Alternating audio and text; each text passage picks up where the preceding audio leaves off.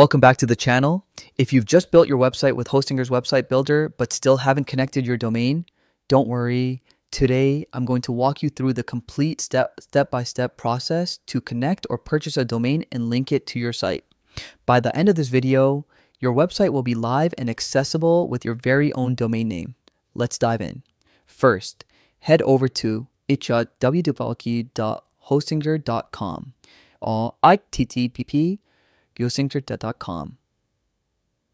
and log into your account.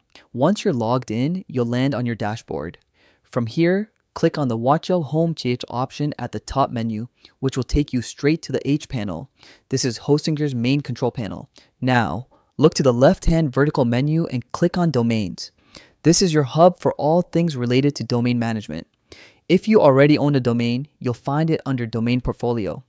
Simply click on it to begin the connection process to your website builder. If you don't own a domain yet, no problem. Hostinger makes it really simple to get one. Just click Add New Domain. You'll see the option to search and purchase a new domain.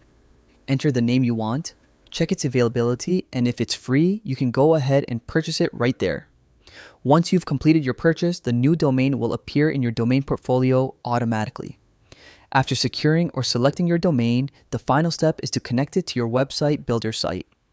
Inside the domain settings, you'll find an option to assign or connect the domain.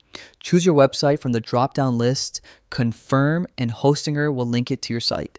The connection usually takes just a few minutes, but in some cases, it may take up to 24 hours for the DNS to fully propagate worldwide.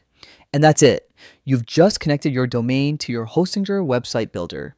Now, anyone typing in your domain name will be directed straight to your live website. If you found this guide helpful, make sure to hit that like button and subscribe for more simple step-by-step tutorials just like this one. Thanks for watching, and I'll see you in the next video.